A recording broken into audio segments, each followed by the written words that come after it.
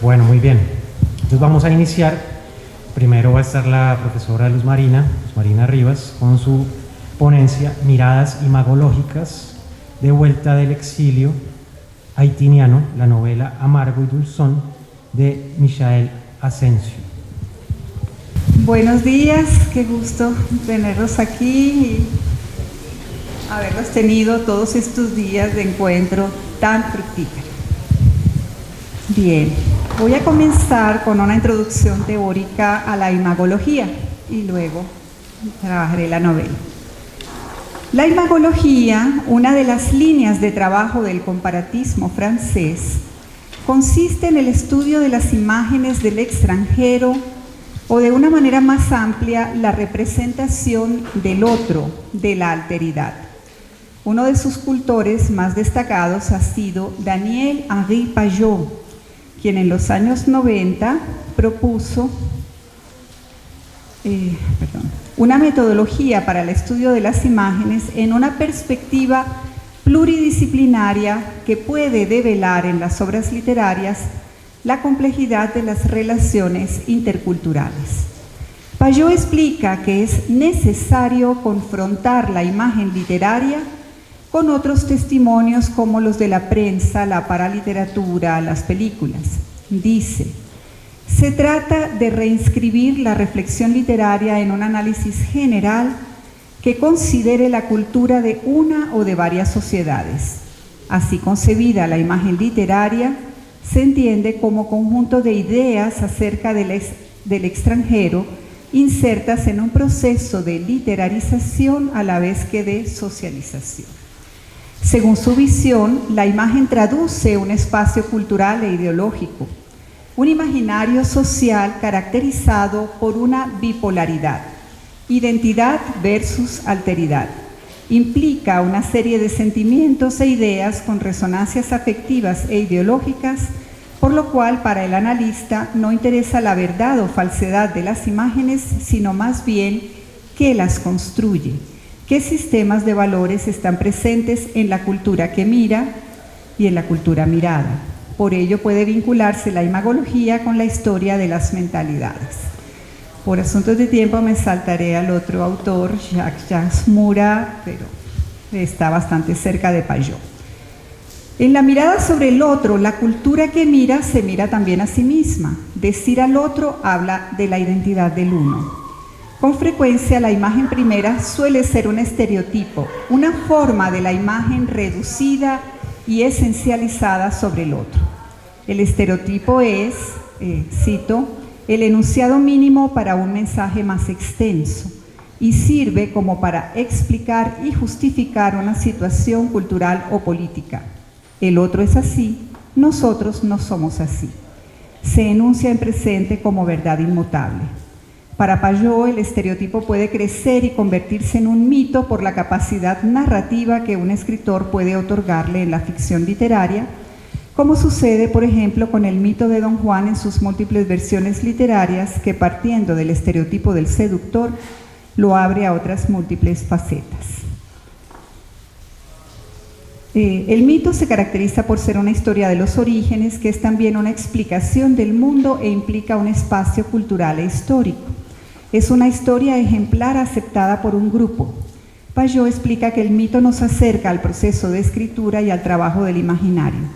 Los mitos son formas de conocimiento del otro y deben interpretarse en función de la ideología o el sistema de valores de la cultura que mira.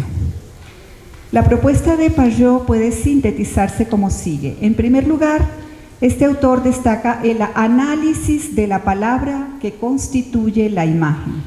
Esto se refiere al léxico con el cual se habla del otro. Es importante destacar los adjetivos y predicativos sobre el otro que producen juicios o estereotipos y las redes sémicas y campos semánticos. Este tipo de análisis es fundamentalmente textual y proporciona herramientas para pasar al segundo nivel, que es el análisis de los principios antropológicos. Muestra cómo se elabora la relación entre la cultura que mira y la cultura mirada. Tal como lo explica Pajot, el texto se toma, cito, en su dimensión informativa, proporciona datos sobre el otro o desvela ignorancias, olvidos o desprecios sobre los distintos componentes de una cultura, vestimenta, alimentación, religión, artes, etc., cuya lógica aún está por comprender. Fin de la cita. En este nivel pueden observarse las relaciones de poder expresadas en el texto, la significación atribuida al yo y al otro. Pueden observarse las oposiciones binarias, salvaje versus civilizado, bárbaro versus culto, hombre versus animal o ser humano animalizado, hombre versus mujer, adulto versus niño, yo es adulto, el otro es niño, ser superior o ser inferior.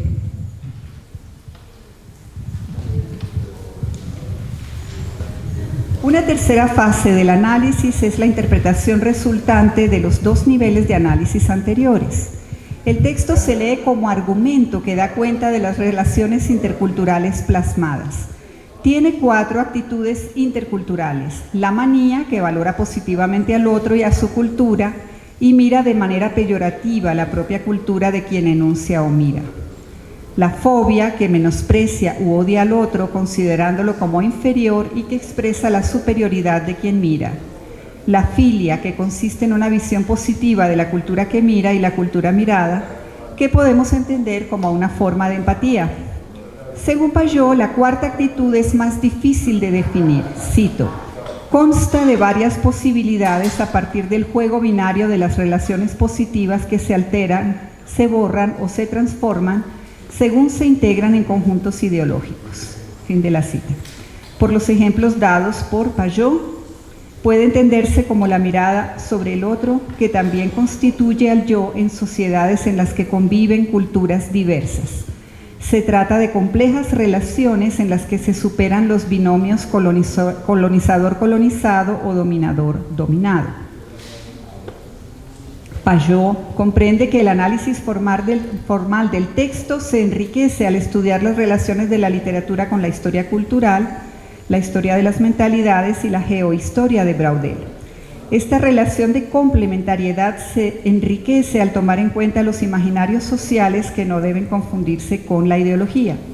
La carga simbólica de los temas y su estructuración en los textos permite que pueda verse el plano del imaginario, que hace que la literatura pueda percibirse como un sistema simbólico que, siguiendo a Antonio Cándido y a Benedict Anderson, dice Payot, sí, Payot cita a Antonio Cándido, ayuda a la formación de una de sus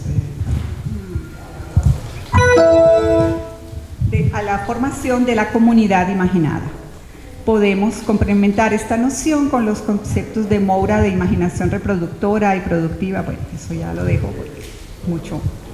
Sobre la base de estas nociones analizaremos la novela Amargo y Dulzón de la autora haitiano-venezolana Michelle Asensio, etnóloga, historiadora, estudiosa de la literatura. En esta novela, Altina, la protagonista, habiendo tomado con sus padres el camino del exilio cuando niña, desde una ficticia isla llamada Cibao, gobernada por un tirano llamado Duvamal, a una caribeña ciudad latinoamericana llamada Santiago de León, regresa en su vida adulta buscando las raíces de su identidad. Estos nombres ficcionales de los lugares son claves para identificar los referentes originales. El monte Cibao se encuentra al sur de Haití y la ciudad de Caracas tiene como nombre original Santiago de León de Caracas. Aunque las claves son obvias, se quiere insistir en el carácter ficcional de la novela, a pesar de que la autora ha reconocido que tiene visos autobiográficos. La novela se plantea como una saga familiar. Altina, la protagonista, como hija de emigrados, se siente, cita, como una de esas algas flotantes sobre el mar, entregadas al infinito por no saber a dónde ir, o como esos bambúes de las sombrías orillas de algunos ríos que parecen estar ni en el agua ni en la tierra, asidos a ese terreno pantanoso, cenagoso más bien, que convida a lo informe, desdibujando los trazos que no terminan de revelarse. Esta cita habla del desarraigo del extranjero, del inmigrante sin raíces, cuyo punto de vista es el que se destaca en la novela. Altina interroga constantemente a sus padres en busca de las negadas historias familiares que el padre elude. Poco a poco va armando un rompecabezas personal a partir de los fragmentarios datos que obtiene con su insistencia. Luego viaja a la isla en distintas ocasiones para indagar sobre las historias de la familia y del país, de boca de sus tías y de la vieja cocinera de la familia. Ahora bien, las visitas a la isla y los recuerdos infantiles sobre la misma la hacen enfrentar un mundo relativamente desconocido. Los recuerdos de infancia le muestran situaciones incomprensibles para ellas. Las formas de vivir y comprender el mundo de su familia le resultan distintas. En la novela no hay muchas referencias a la cultura de adopción, la cultura de Santiago de León. Sin embargo, es claro que en la novela que Altina mira la cultura de Cibao desde fuera, desde una visión cosmopolita. Por lo tanto, cuando la novela reconstruye la historia de la familia, los personajes privilegiados son dos extranjeros, el tatarabuelo vasco llegado a Cibao en el siglo XIX, en los primeros años de la República, y la abuela Toribia, indígena panameña, que se casaría con el abuelo Baltasar Lespín. En los primeros capítulos, previamente a la mirada de Altina, la isla y sus habitantes son los otros para el vasco y Toribia, y ambos se aparecen como otros para la sociedad de Cibao. La mirada del vasco y la mirada sobre el vasco. La representación primaria del vasco, sin nombre para Altina, pero evidentemente portador del apellido vasco de la familia Ispurua, es la de un fotógrafo aventurero de quien se dice que era, comillas, un blanco defensor de la libertad como principio universal. Cierro comillas, que tiene ideas preconcebidas sobre el otro. Se dice que llega a Cibao por su admiración por esos hombres rebeldes que se dieron durante la esclavitud una lengua y una religión. Esos negros independentistas. Es una relación de manía. Ello puede explicarse por el romanticismo de algunos europeos fascinados por las guerras de liberación en América. La sociedad que encuentra lo decepciona por, cito, constatar que detrás de la interminable lista que clasificaba a los hombres y mujeres de la isla según el color de la piel y lo rizado del cabello, del negro tinto al negro azul al simple negro, había una distancia como la había también del mulato al moreno y al bachaco. Esta es una palabra muy venezolana. Bachacos son las personas que tienen rasgos negroides pero son blancas. De esta manera, bachaco, sí.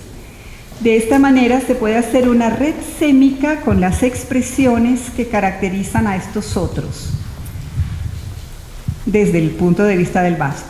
Un persistente racismo, escala jerárquica basada en las evidentes diferencias que exhiben los seres humanos, sociedad dispuesta a recibirlo por el solo hecho de tener una piel más clara que la de ellos. El vasco entonces se encuentra que prefiere vivir en la periferia de la ciudad, más cerca de los marginados, que son los más negros, los que aún se sienten esclavizados por los nuevos amos, criollos mulatos que constituyen la nueva élite. Así la sociedad encontrada se divide en dos estratos sociales, los criollos mulatos, de quienes se establece una clara red sémica, la pompa de estos burgueses del Cabo, esa gente encopetada, pocas familias influyentes de la ciudad. Celaban su rechazo, se cuidaban de incomodar a un hombre que a sus ojos era la imagen de Europa y la civilización. No vieron en él sino la tabla de salvación que las libraría de dar a luz un hijo cuyo color les echara en cara sus orígenes esclavos. Estos burgueses, color más claro de su piel, herederos de los colonos, la simulación ordenaba la vida de estas gentes. Por otra parte, el estrato con el que se quiere establecer una comunicación más humana, es decir, de filia, más empática, resulta difícil de comprender. Desconfiados inventaron un modo de estar en el país sin participar de sus asuntos, tornándose invisibles. Estrategia desarrollada en tiempos de la esclavitud para escapar al poder del amo, pero que ahora consistía en mirar al desconocido como si no existiera. Vivían en un presente perpetuo, caracterizados por una gestualidad fijada, ritualizada. La melancolía y el alerta se instalaron en sus vidas y la tristeza en la voz y la mirada. Y con una Guinea ancestral que les daba una identidad y una explicación del mundo. El futuro no existía para ellos.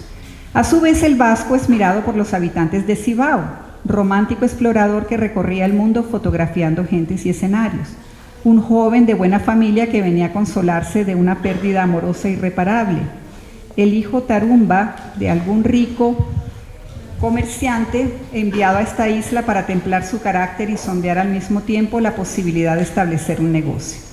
Las dificultades del vasco por comprender esa sociedad esquiva le producen un gran sentimiento de soledad que finalmente es aplacado por Graciana, la cocinera humilde que, siendo parte del estrato marginado, termina siendo su esposa, lo cual escandaliza a los burgueses criollos. Esta es la historia del comienzo de la familia de Altina. En la mirada del vasco está también la mirada de Altina, que lo imagina, que encontrará en sus viajes a Cibao un racismo pronunciado presente todavía en algunos miembros de su propia familia. De acuerdo con Payot, la mirada del vasco comienza desde la manía y la idealización previas a su conocimiento de la isla. Luego, ya viviendo en ella, se instala en él una fobia por la élite y una filia por los más humildes. La mirada sobre Toribia.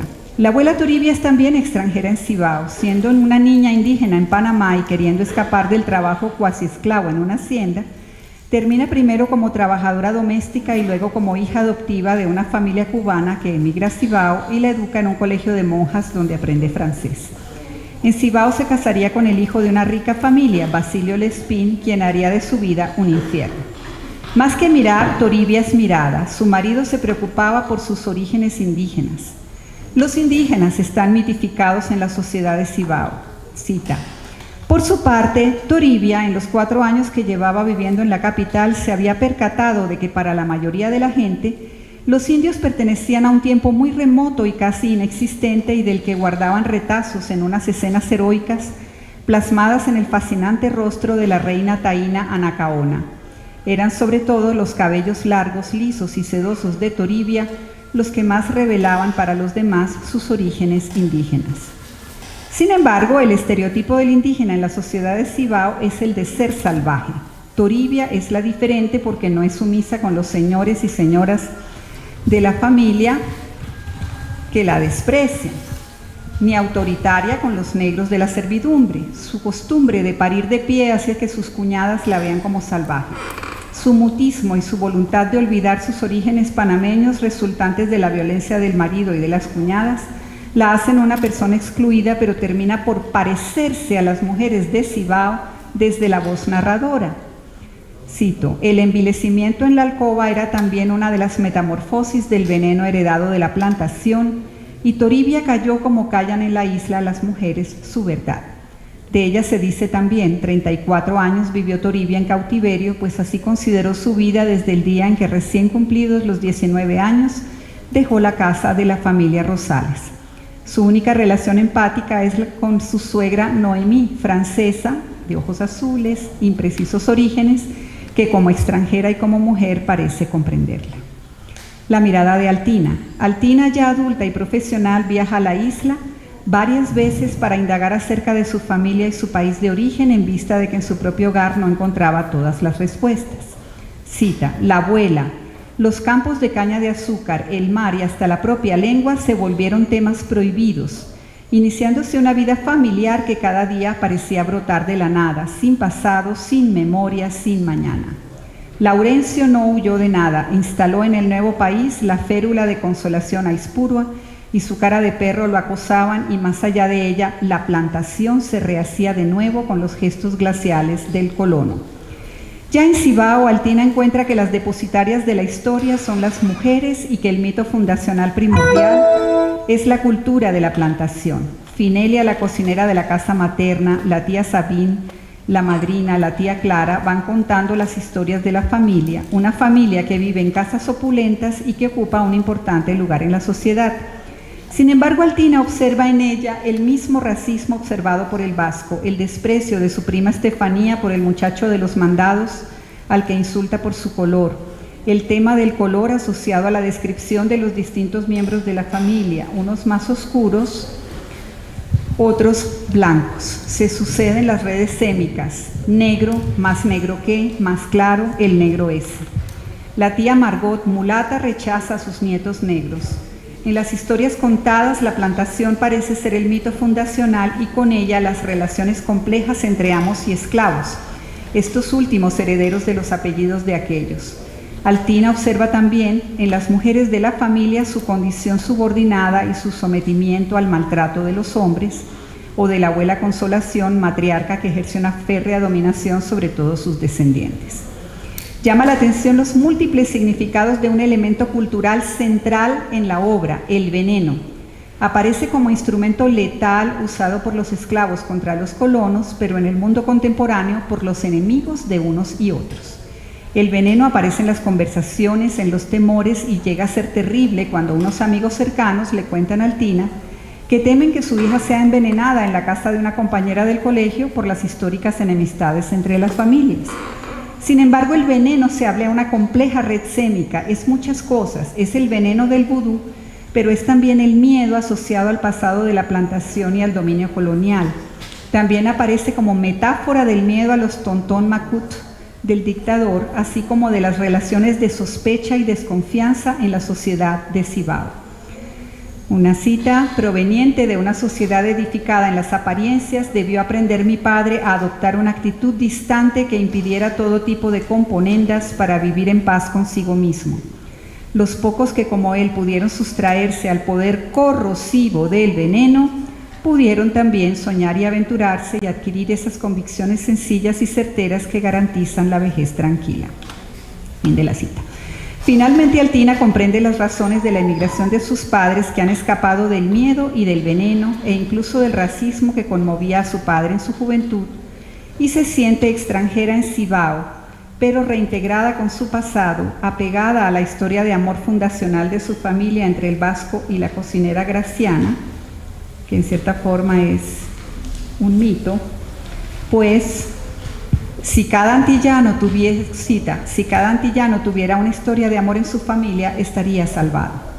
Fin de la cita. En un juego de contar la historia del vasco y Graciana y luego negarla, los padres de Altina la mitifican, pero ella y su hija Coralia se la apropian. Altina comprende que su hogar está en Santiago de León y no en Cibao, y allí regresa con su hija Coralia, a quien hace depositaria de todas las historias halladas. Decide que nunca regresará a la isla. En esta novela, a partir de estas imágenes, se reproduce una ideología que reelabora los estereotipos raciales heredados de la cultura de la plantación en Haití, las difíciles identidades resultantes de la conflictiva relación entre colonizadores y dominados que conviven bajo la misma piel.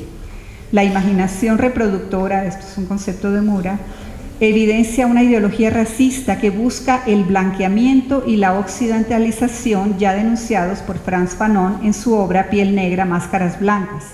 Cita de Fanon: el negro que quiere blanquear su raza es tan desgraciado como el que predica el odio al blanco. Fin de la cita. Encontramos aquí una mezcla de manías, fobias y filias que se transforman de manera compleja, lo que corresponde a la cuarta actitud descrita por Pajot.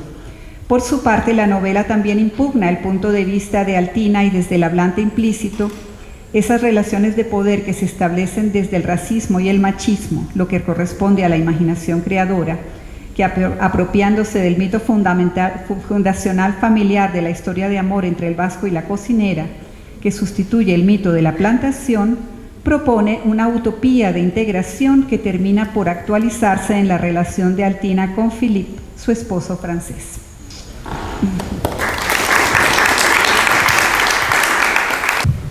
Buenos días, gracias. Creo que por aquí hay alguno de mis alumnos que ya ha oído parte de estas reflexiones. Espero que haya algo nuevo en esta lectura para ellos. Voy a hablar de la conquista de América desde las relaciones entre literatura y espacio. Me valdré de un hecho reciente, sucedió en estos días, para empezar, y propondré una pequeña reflexión sobre Humboldt y sobre Sarmiento, los viajes equinocciales de Humboldt, sobre el Facundo, para hablar de la conquista como una mirada, como una manera de aproximarse al territorio. Hace unos días, Andrés Manuel López Obrador, el presidente de México, envió una carta al Papa y al Rey de España. Creo que muchos de ustedes se enteraron. Para lograr una verdadera reconciliación, les decía, debían pedir perdón por los excesos de violencia cometidos durante la conquista de México. El problema no era la conquista como concepto, esto a mí me parece interesante, explicaba López Obrador. El problema, el motivo del reclamo, eran los excesos que esa conquista trajo consigo, la espantosa violencia, el genocidio de la población indígena. Las respuestas llovieron las respuestas. Vargas Llosa, que alguna vez fue un novelista latinoamericano de izquierda y ahora es un escritor español de derechas, le dijo a López Obrador que se había equivocado de destinatario. Yo creo que no se equivocó. Creo que es un tema referido al pasado y pues la corona española y el Papa son eso, ¿no? Pasado. Que era él, dice Vargas Llosa, quien tenía que pedir perdón. Los mayores genocidios contra la población aborigen americana, dijo Vargas Llosa en el Congreso de la Lengua que se está dando en Córdoba y frente al rey de España, su rey, se produjeron durante el periodo de las repúblicas. Quiero decir en principio que de alguna manera estoy de acuerdo con López Obrador y de alguna manera estoy de acuerdo con Vargas Llosa. Creo que ambos tienen razón cuando se atacan, no cuando se defienden. En primer lugar, me llama la atención la resistencia a revisar las narrativas históricas en ambos lados del Atlántico. Por un lado, las narrativas de la conquista del lado español. No cabe duda de que es indispensable, necesario, urgente, que se reconozcan los genocidios perpetrados por los conquistadores españoles y que se reconozcan desde España y que esos relatos se integren al relato oficial, a esa épica de la conquista de América, desde la que el Estado español ve su pasado imperial. Por otro lado, es fundamental también que aquí, de este lado del Atlántico, seamos capaces de revisar las narrativas épicas de nuestras independencias y de recontar la historia de nuestras repúblicas desde una perspectiva diferente a la de los proyectos nacionales. Dicho esto, quiero hablar de lo que me parece más llamativo. Lo que más me llama la atención es el acuerdo o la incapacidad de todos en no discutir la conquista como un problema territorial, como un problema de espacio, como un problema de tierras que no está circunscrito a un periodo histórico particular. La incapacidad para ver que detrás de los genocidios de la conquista española, detrás de los genocidios en el periodo de las repúblicas, la campaña del desierto en la Argentina de la época de Sarmiento, por ejemplo, yo creo que es el ejemplo más visible de esos genocidios. Detrás de las masacres de nuestra historia reciente está la conquista como proyecto territorial, como proyecto de expropiación y de toma de posesión de las tierras del continente. Es fundamental hablar de los genocidios como parte de un ejercicio de memoria histórica, pero es fundamental reconocer que detrás hay un problema que está vigente. Es fundamental, entonces, mirar la conquista desde una perspectiva no solo temporal, sino desde una perspectiva espacial, hacer emerger el espacio. Nuestro interés aquí es precisamente ese, partir del espacio, de las relaciones entre las letras y el espacio. Creemos, esta es la hipótesis de este texto y de la investigación de la que parte, que al dejar de considerar el espacio como telón de fondo en el que suceden los hechos de nuestra historia, al hacerlo emerger, al hacerlo visible y al convertirlo en categoría de análisis, se hace visible el gran proceso de la conquista, que el gran proceso de la conquista de América fue y ha sido, porque podemos hablar de conquistas en plural, un proyecto territorial que empezó con la llegada de los españoles a América, pero que no se cerró con las independencias. La conquista fue un proyecto inacabado que no terminó con la colonia, un proyecto que continuó en las repúblicas durante el siglo XIX y que aún sigue vigente, aún que sea como problema, el problema de la tierra. Recordemos, pues esta fue una de las grandes discusiones del proceso de paz, por ejemplo. Volviendo a la polémica de López Obrador, las voces indígenas fueron las que respondieron desde este lugar, las que partieron de ahí, del problema de la tierra. María de Jesús Patricio Marichuy, vocera del Congreso Nacional Indígena de México, le dijo a López Obrador que su reclamo a España no tenía sentido y que lo que debía hacer era dejar de despojar de la tierra a las comunidades indígenas. Los indígenas del Cauca le dijeron a Iván Duque, también por estos días, el proyecto de la conquista no es un tema del pasado, es un problema que sigue vivo y que se hace visible en las tierras que se reclaman, en las tierras que les han sido despojadas.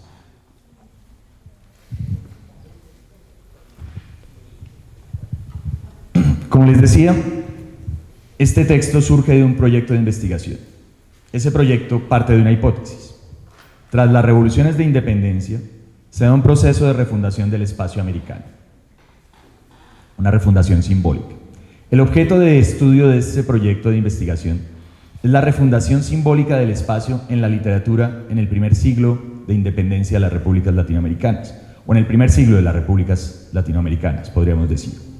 Partimos de Humboldt porque decimos, lo ha dicho la crítica también, es el lugar fundacional de esa reinvención, es el punto de partida para una nueva mirada sobre la naturaleza americana.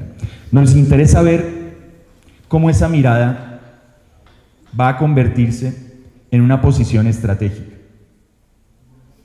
cómo Humboldt va a influir en las representaciones de la naturaleza americana en el 19, pero también cómo Humboldt va a ser un lugar construido por las letras del 19 y por las élites letradas del 19, un lugar conveniente. Humboldt llega a América en un momento histórico muy particular. Es el momento de la crisis de la estructura colonial en Hispanoamérica, en la América española. Desde el lugar que ocupa, el de la legitimidad de la ciencia, el del pensamiento ilustrado, desde la legitimidad de ese discurso, propondrá una imagen de la naturaleza americana rica y majestuosa, y al hacerlo ejercerá una gran influencia sobre los procesos de independencia de las futuras repúblicas y sobre las representaciones del espacio en las letras americanas del 19. Creemos que la influencia de Humboldt en los viajeros europeos, en los ingleses sobre todo, y en los escritores latinoamericanos del 19 es difícil de discutir, como lo han mostrado Mary Louise Prat, González Echeverría y sobre todo Adolfo Prieto, en ese libro que se llama Los viajeros ingleses 1820-1850 y la emergencia de la literatura argentina. Pero creemos también, y para pensar en un movimiento en dos vías, que las élites letradas latinoamericanas, desde Bolívar y Andrés Bello, crearon un Humboldt conveniente y apropiado, un nuevo descubridor de América, un nuevo Colón, diría Bolívar. Y podemos pensar que si Colón abrió América, que el término descubrimiento desde luego es conflictivo, abrió América al imperio español, Humboldt lo abrió al colonialismo económico inglés y al proyecto de conquista de las élites latinoamericanas. En ese sentido, estaríamos de acuerdo con Bolívar y diríamos que Humboldt es un nuevo descubridor de América. Como ha dicho Borges, podemos decir, como ha dicho Borges en Kafka y sus precursores, que los escritores desde el presente construyen y modifican el pasado, renuevan y alteran las formas de leer, y de esta manera renuevan y alteran las tradiciones literarias, los lugares dentro de esas tradiciones. Digamos que al hablar de Humboldt estamos hablando también de una construcción, estamos hablando de un precursor escogido, necesario, conveniente, el que da legitimidad a las narrativas, la legitimidad del discurso científico, y provee una mirada y unas imágenes convenientes, propicias para un periodo fundamental dentro de la imaginación espacial americana. Es decir, pensamos en Humboldt, como les decía, en dos vías, ¿no? En dos direcciones, como un precursor en el sentido tradicional del término, pero también como una creación de las élites letradas del 19, élites letradas latinoamericanas. La concepción del paisaje en Humboldt, que integra la medición y la clasificación científica con la estética romántica, su idea de la naturaleza se forja en su amistad con Goethe, y la contemplación de la majestad de la naturaleza abre un itinerario de paisajes anímicos que recorrerá el 19 latinoamericano. La naturaleza de Humboldt se convierte en el modelo de representación de la naturaleza americana. Se convierte, podríamos decir, en la naturaleza americana. Desde la ciencia, Humboldt persigue lo universal, intenta establecer sistemas, hallar fuerzas globales. Por otro lado de Humboldt, el Humboldt, que es el viajero romántico, va tras la majestad, tras la grandeza y el carácter singular de la naturaleza americana. Ese ir y venir entre la objetividad, entre lo impersonal del hombre de ciencia y lo subjetivo de la sensibilidad y la emoción del romántico, que tantas veces se comenta cuando se habla de Humboldt, funciona muy bien para las necesidades discursivas de las nuevas repúblicas. Tiene la autoridad y la legitimidad del discurso científico y la carga emocional propicia para los nacionalismos y los americanismos. Aquí decimos, entonces, se empieza a configurar una mirada, una especie de dispositivo de apropiación. Por un lado, el paisaje, asociado al sentimiento.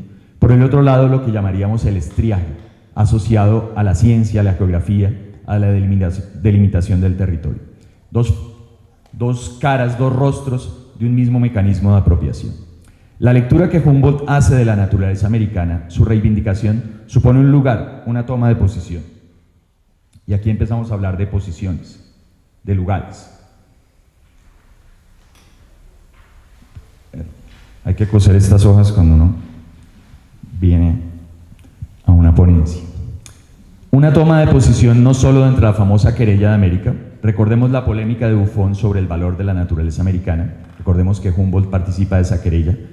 Buffon fue un naturalista francés que discutió el valor de la naturaleza americana en el siglo XVIII y dijo que la naturaleza americana era inferior a la europea porque este era un continente más nuevo. Humboldt llega y le dice, pues no señor, eso no es cierto. Entonces no es solo esta toma de posición dentro de la famosa querella de América, sino en general una posición de Humboldt dentro de la disputa narrativa sobre lo americano. Visto por Humboldt, el espacio americano pasa de ser parte de una estructura colonial, de significar desde un lugar subalterno, a constituirse como naturaleza propia, como espacio que puede ser entendido, significado en sí mismo, dentro y en relación con un todo, con y en una unidad natural. Es decir, Humboldt ve América dentro de su imagen, dentro de su idea de que la naturaleza es una unidad, dentro de su idea romántica de la naturaleza como unidad, y esa visión lo lleva a integrar al continente en una lógica natural dentro del planeta. Lo interesante es que pareciera que la propuesta de un nuevo orden natural lleva a pensar, lleva a alimentar la idea de un nuevo orden político y a justificarlo, a legitimar ese nuevo orden político. Digamos que valorar la naturaleza americana es un gesto, una acción que pone en cuestión la lógica colonial, la lógica que vincula lo americano con España en una relación de negatividad. Digamos, en otras palabras, que lo que Humboldt hace a través de la descripción de la naturaleza es leer América al margen de la dependencia, al margen de la estructura colonial, leer América al margen de España. Esto es interesante porque, de alguna manera, cuando los criollos adoptan el lugar de Humboldt, lo que están haciendo es rechazar el lugar de España y establecer eso que Mary-Louise Pratt llama un pacto con la otra Europa, ubicarse en el lugar y en la mirada de la otra Europa, ubicarse en ese lugar de la Enunciación. Digamos que esta lectura es entendida y recibida como una mirada liberadora y como un primer paso para un espacio nuevo. Entendida y recibida como liberadora, desde luego, por las élites letradas criollas y por el pensamiento independentista. Podríamos pensar que lo que Humboldt deja atrás de sí para las élites criollas es la invención del territorio americano. Es una imagen nueva, reivindicada, una imagen de conjunto de la naturaleza americana vista desde otro lugar, más allá de España, y amparada por la legitimidad de la ciencia. Pero deja también, y esto es lo que nos interesa, un camino, unas vías de apropiación del territorio. Apropiación por vía científica, apropiación también a través del sentimiento.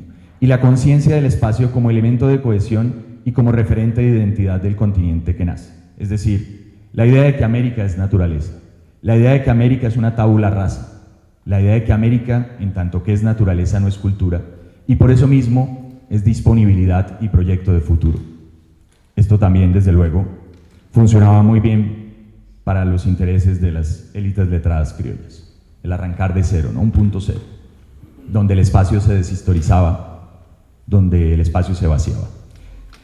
Pareciera que esta visión autónoma y de conjunto del espacio americano, y aquí insistimos en el valor del espacio, de la naturaleza como depositarios de lo americano, hubiera producido una imagen de un continente integrado al mundo, autónomo, independiente, liberado, como si una nueva concepción de la realidad espacial y geográfica creara las condiciones y produjera el territorio de una nueva realidad política. Estamos hablando de ver América desde otro lugar. Estamos hablando del cambio del lugar de la Enunciación. Estamos diciendo, en otras palabras, que ese cambio del lugar de la Enunciación fue fundamental para la otra imagen del espacio americano y que por esta vía se hizo posible una nueva realidad política. Estamos diciendo también que este nuevo lugar de la Enunciación fue el que, de alguna manera, decidió la vía en que continuó el proyecto de la conquista después de las independencias. El hecho de que el descubridor sea un científico, un naturalista, es significativo. Humboldt reivindica la naturaleza americana y las élites criollas se apoyan sobre este gesto, sobre la creación de ese valor para definir lo americano y, claro está, lo nacional. A partir de la lectura que el americanismo criollo hizo de Humboldt, América es redescubierta como naturaleza. En este nuevo descubrimiento, entre comillas, como en el otro, la naturaleza se vuelve la protagonista, la depositaria de lo americano, esto ya lo hemos dicho, y por este camino, conveniente a las élites criollas, se hace posible renunciar al pasado, a los pasados, al pasado indígena, al pasado colonial español, y se puede fingir un comienzo desde un punto cero. En las primeras décadas de las repúblicas, el espacio fue explorado, delimitado, cartografiado, reconvertido en espacios nacionales. Es muy interesante si uno ve lo que pasa entre el mapa de los virreinatos y el mapa de las repúblicas, como el proceso de imaginación espacial y el proceso político.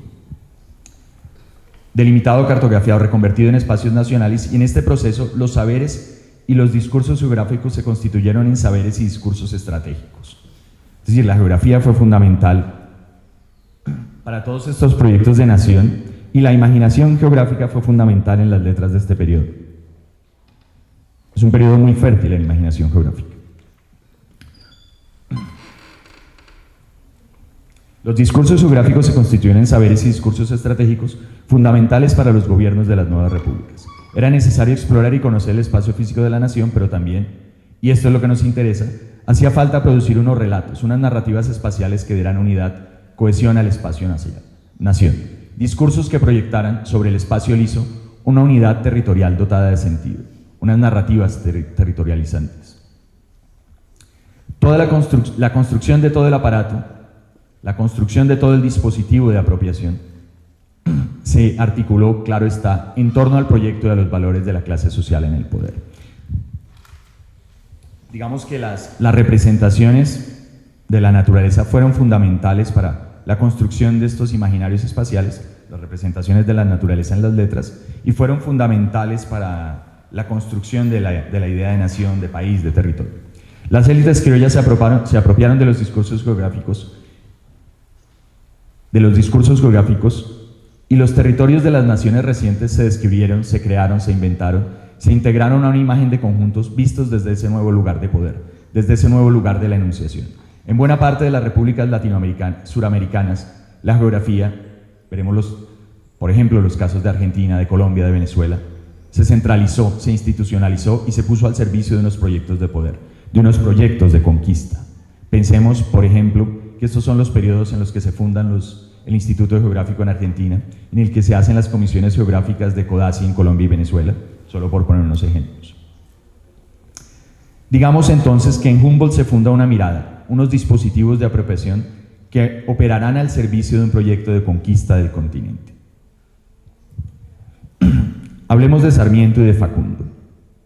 La primera pregunta, ahora que hemos hablado de Humboldt y que hemos dicho que las representaciones suyas se convierten en canónicas, es desde luego, listo, ya voy a terminar, es desde luego, la primera pregunta es por la influencia de Humboldt en Sarmiento. Sarmiento conocía la obra de Humboldt, lo sabemos porque lo usa como epígrafe para abrir uno de los primeros capítulos del Facundo. Y decimos lo usa porque Humboldt se usa, porque es un lugar de autoridad, un lugar de legitimidad al que se acude casi de manera necesaria cuando se va a hablar del espacio americano. Sarmiento escribe, lo sabemos, Sarmiento escribe el Facundo en Chile, con premura, lejos de su biblioteca. Menciona a Humboldt, lo usa, digámoslo, dentro de un sistema de citas imprecisas, esto ha sido bastante estudiado, dentro de un sistema de citas erradas. Piglia, comentando este hecho, ubica a Sarmiento en otro exilio, en otra periferia. Dice que la práctica de Sarmiento es la práctica de un mal letrado, que el suyo es un uso bárbaro de la cultura europea. Julio Ramos debate estas afirmaciones de Piglia y propone un lugar de la enunciación distinto. Sarmiento es una suerte de mediador, un intermediario americano para la recepción de la cultura europea. Hay un desplazamiento del lugar de la autoridad, dirá Julio Ramos sobre Sarmiento. La cabeza de Sarmiento en Europa, los pies en América. Sarmiento como mediador. Su autoridad es esa, ¿no? La de una mediación. Digamos también que más allá de la influencia directa, Humboldt está presente, como está lo canónico, está presente de una manera indirecta, que es leído por Sarmiento a través de los otros viajeros, que Humboldt está presente en buena parte de la literatura de viajes de la primera mitad del siglo XIX, en el Francis von Head, en Andrews, por ejemplo, que son algunos de los que Sarmiento cita. Digamos que entonces podemos decir que hay una influencia directa y una influencia indirecta, y que esa influencia indirecta tiene que ver con la canonización de Humboldt como el decano de los viajeros, dirá Adolfo Prieto. Digamos que cuando hablamos de la mirada, hablábamos de la mirada en Humboldt, ya espero ir terminando, lo que se constituye y lo que se va a reproducir en Sarmiento es la mirada del viajero. Los primeros textos de Sarmiento son textos periodísticos que escribe en el diario El Progreso en Chile. Uno de ellos es una crónica sobre un viaje a Valparaíso. Ya desde ahí empieza a constituirse de alguna manera o a reproducirse de alguna manera esa mirada del viajero. Por un lado, la contemplación estética, la majestad de la naturaleza americana, siempre bajo la estética de lo sublime que vacía el espacio natural, fundamental lo de la estética de lo sublime. Por el otro lado, y en un momento posterior a la contemplación estética, las estimaciones utilitarias. El vacío creado por la estética de lo sublime se lee como disponibilidad, como naturaleza disponible que debe ser llenada. Estos dos elementos definen una suerte de retórica y definen una mirada que desde Humboldt se hace canónica, que funciona como recurso para dar fuerza emocional al relato y para poner al viajero explorador, recordemos que estamos hablando del Facundo y de Sarmiento, desde una tradición de viajeros europeos en América, para poner al viajero explorador en el centro y otorgarle una cierta dimensión estética. Es el relato de él y la naturaleza. El viajero como el hombre, por supuesto hombre, blanco y europeo, capaz de percibir, de vivir el misterio de la naturaleza, capaz de emerger, de ir más allá de su condición limitada de hombre y en la contemplación de la naturaleza pura, vacía, y en una experiencia límite que se da en medio de la naturaleza lejana, de la naturaleza otra, tocar las cimas del espíritu, tener una experiencia de ampliación. Una experiencia de ampliación, pero también y sobre todo, un primer paso en la experiencia de apropiación, un primer paso que parte del vaciamiento y la deshistorización del espacio, un primer paso en los procesos de la conquista. La mirada, la observación, como la fase previa. Estamos hablando entonces de una mirada. La contemplación estética y la proyección utilitaria hacen parte de esa mirada. Contemplación estética y proyección utilitaria, paisaje y estriaje, diremos, como las dos caras de un dispositivo de apropiación del espacio. La mirada como gesto previo, la observación como lugar unificador desde el que se proyecta la conquista. Observar, apropiar. Dice Jens Andermann, el hombre observador, punto de vista arquetípico del discurso colonizador que contempla un mundo objetivado como paso previo a la toma de posesión. El hombre observador. El Facundo empieza por el espacio, aspecto físico de la República Argentina y caracteres, hábitos e ideas que engendra. El epígrafe lleva la firma de Francis von Head, militar y viajero inglés. Hay que empezar por el espacio porque el espacio y la geografía determinan el carácter de sus habitantes. De esta manera, hay que empezar por el espacio porque, según el discurso geográfico de Sarmiento, hay espacios propicios para la civilización y espacios que no lo son. El discurso civilizatorio de Sarmiento es un discurso espacial y es también un discurso jerarquizador. Hablamos de jerarquización geográfica.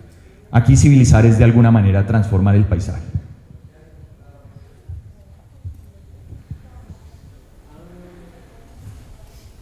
Sarmiento es consciente del valor estratégico de la geografía en el proyecto de la construcción de la nación. Incluso hay estudios sobre Sarmiento, sobre el pensamiento geográfico de Sarmiento. Sabemos que en el Facundo se describe una pampa que el autor aún no conocía. Sabemos que describe la pampa de los libros viajeros, probablemente la de Head, que ha descrito la naturaleza americana a través de la mirada de Humboldt. En el comienzo del Facundo, dice Julio Ramos, la descripción, la observación del espacio de la Pampa, el famoso desierto, tiene la función de apropiar ese afuera vasto, indeterminado, para significarlo, para convertirlo en adentro. La observación como acto performativo, como aparato unificador. Después será el aparato unificador del Estado. Como aparato unificador que inscribe, que somete el vacío, lo exterior a la civilización dentro de un sistema discursivo, representacional. Es un aparato representacional, unos dispositivos de apropiación que integran bajo las lógicas de la civilización europea y del progreso y bajo el régimen del sentimiento. Recordemos que junto a Echavarría, dice Carlos Gamerro, Sarmiento es el fundador del sublime pampeano. Hablamos también de unos paisajes morales. Graciela Silvestri, profesora argentina, muestra cómo lo sublime funciona en Sarmiento asociado a los paisajes de lo externo, de lo no civilizado. La estética de lo pintoresco corresponde a lo habitado, a lo alegre, a lo civilizado, fundamentalmente a lo que describe en sus relatos de viajes por Europa y por Estados Unidos. Dice Gamerro también que si el Martín Fierro es el poema épico nacional argentino, como propuso Lugones, el Facundo sería el libro del Génesis. El Facundo parte de establecer, de fundar el vacío.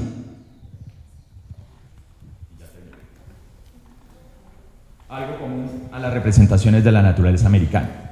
Y va como proyecto, porque el Facundo, entre otras cosas, es eso, un proyecto que se hará realidad, hacia la apropiación del espacio, hacia llenar, hacia poblar ese espacio de lo que él entiende por civilización.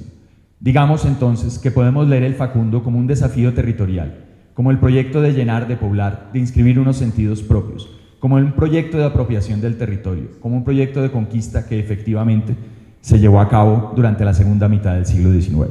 El Facundo es probablemente, y la historia argentina es probablemente la muestra más clara de que la conquista era un proyecto inacabado, de que la conquista continuó durante el periodo de las repúblicas. Bueno, vamos a continuar con la ponencia de nuestro colega Guillermo Molina, titulada Hacia una literatura comparada de las Américas, cultura popular y risa en poetas coloniales del siglo XVII en las Américas española, inglesa, portuguesa y francesa. Bueno, gracias a todos por venir. Ya habréis visto con el título que leyó Alberto el carácter megalómano del proyecto, ¿no? Que, así como a mí me gusta, ¿no? Bien imposible. Bueno, creo que voy a ser más breve que los compañeros porque, como habréis visto en el caso de Luz Marina y de Javier, y luego veréis en los casos de Alberto y de Graciela, sus proyectos como que ya tienen resultados bien poderosos, como acabamos de ver. Sin embargo, el mío está recién iniciando, no está recién haciendo, con lo cual más bien lo que les voy a presentar son las premisas y las primeras intuiciones de este proyecto y no resultados definitivos. Como les contaba hace 2 años, cuando también estábamos todos aquí, más jóvenes pero no más bellos, les contaba que estaba en un proyecto de cultura popular y risa en la poesía hispana de la Nueva Granada. Es un proyecto ya terminado que será publicado en forma de libro este año, si Dios y el Instituto lo quieren. Y a partir de ahí, a partir de ese proyecto más limitado a lo que es el territorio de la Nueva Granada, digamos que quise ampliarlo hacia otros territorios lingüísticos, siempre en el ámbito de las lenguas europeas, ¿no? Que son las que conozco simplemente. Bien, les quería primero, digamos, la presentación tiene como 3 pequeñas partes, muy sencillito. Primero, algunos, digamos, hitos recientes en cuanto a cómo se ha estudiado la literatura comparada de las Américas o sobre las Américas. Después, las premisas de mi propio proyecto y algunas intuiciones por donde podría ir el proyecto sin que esos sean resultados, ¿cierto? Bien, os voy a hablar de unos proyectos que ya conoceréis en la mayor parte de los casos y cómo han entendido este tipo de cuestiones de literatura comparada entre distintas zonas lingüísticas. Bueno, el clásico que uno cita primero sería Enríquez Ureña, que no propiamente no lo declaró como proyecto de literatura comparada, pero sí ha sido valorado por incluir a Brasil junto con los países hispanos, siempre de aquellas formas, ¿no? Porque siempre como parte final, cuando ya acaba de hablar en un capítulo de los hispanos, pues mete ahí la ñapa de Brasil. Distinto el caso de Luis Alberto Sánchez, menos conocido, por allá en los años 70, que sí quiso hacer este proyecto de historia comparada de las literaturas americanas, y él sí incluyó las zonas francófona y anglófona. Lo que pasa que estos proyectos, desde el punto de vista actual, digamos que tienen el problema, digamos, en fin, se nos quedan un poco anticuados por el hecho de que están organizados por estilos literarios y por épocas. Tienen, digamos, unas limitaciones propias de la historiografía tradicional. Y tiene de positivo, a mi forma de ver, que hay un solo autor, también megalómano, que establece comparaciones entre los diversos territorios, puesto que él pretende conocerlos todos. Vamos a ver que los siguientes proyectos que voy a mencionar, quizás el más conocido sea el de Ana Pizarro, ¿cierto? El dirigido por Ana Pizarro, el de Palabra, Literatura y Cultura. No sé si conoces algunos, el otro día hablaba hace un año con unos compañeros sobre el proyecto este de los libros naranjas, la historia comparativa, historia comparativa de las culturas literarias de América Latina. Son 3 volúmenes bien gruesos, ¿no? Que hicieron los gringos hace no mucho, creo que 2004. Son volúmenes bien gruesos, y luego este otro que pongo como ejemplo, porque es el único, el de Susan Castillo, dirigido por Susan Castillo, es el único que recoge las 4 zonas lingüísticas que yo trabajo. Los otros, solo el de Valdés y Cádiz y el de Pizarro, solamente recogen las zonas hispanas y brasileña. Bien. Digamos que tiene, desde nuestra perspectiva, o al menos desde la mía, un punto positivo, y es que aborda problemáticas más amplias que se salen de lo que tradicionalmente se estudiaba la literatura tradicional. Por ejemplo, por deciros algunos títulos de epígrafes sacados de estos libros, estudian, por ejemplo, el espacio discursivo de la mujer en la colonia, la pluralidad geográfica, lingüística y cultural, el encuentro de culturas y la negociación de identidades. Bien, son temas que desde luego no figurarían en las historias anteriores y que hoy nos resultan interesantes. La limitación, por así decir, que tienen es que, bueno, es un sumatorio de autores. Esto, evidentemente, hoy pues cada uno nos especializamos en algo pequeño porque, en fin, la bibliografía ha aumentado, somos humanos, es difícil realmente llegar a todo, y quizás sea más realista limitarse un poquito más, ¿cierto? Sin embargo, claro, el problema que esto crea es que realmente en todos estos 3 libros, en concreto 3 colecciones de libros más bien, no hay, digamos, el 99% de los capítulos, cada uno estudia solo su región, que puede ser, por ejemplo, Brasil, y puede ser ni siquiera una comparativa entre países hispanos, sino puede ser la Nueva España, México, o puede ser Perú, pero tienen esta limitación regional, ¿no? Entonces, digamos que las comparaciones en todo caso quedarían implícitas si desde luego yo estoy hablando de comparaciones en cuanto a comparaciones explícitas entre distintas zonas lingüísticas, que es lo que yo estudio. Hay una excepción a esta cuestión, y es, no sé si conocéis, yo hace poco lo descubrí, se lo contaba Luz Marina, esta historia comparativa de las literaturas caribeñas.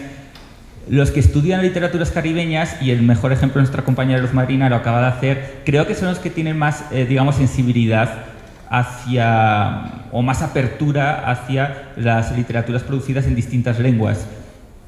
Claro, pues la propia naturaleza multilingüe del Caribe, ¿cierto? En este caso, en este proyecto, que es de la Asociación Internacional de Literaturas Comparadas, hay 2 volúmenes, el primero y el segundo, que están organizadas por zonas de forma tradicional, pero hay un tercer volumen que para mi proyecto es el que más me interesa por su enfoque, que se dedica, como veis, a estudios transculturales y explícitamente, digamos, recoge una problemática como puede ser, no sé, el imaginario sobre los afrocaribeños, pero entonces ahí usa ya autores de distintas zonas lingüísticas, como puede ser, no sé, Nicolás Guillén, Dele Walcott y M.S. Serres, por ejemplo. Bien. Con lo cual, bueno, vemos aquí que, bueno, por resumir lo que habíamos encontrado hasta ahora, que si vemos las revistas se multiplica esta situación, que no es ni buena ni mala, es simplemente la nuestra, en la cual hay una apertura hacia nuevos problemas relacionados con la cultura literaria. Por otro lado, hay una atomización del saber que quizás sea consecuencia lógica de lo primero, y por tanto lo que tenemos son sumatorios de miradas parciales que hoy no nos parece ni tan mal, ¿cierto? Porque esto de construir un único relato no nos gusta tanto como el sumatorio de fragmentos, por así decir. Bien.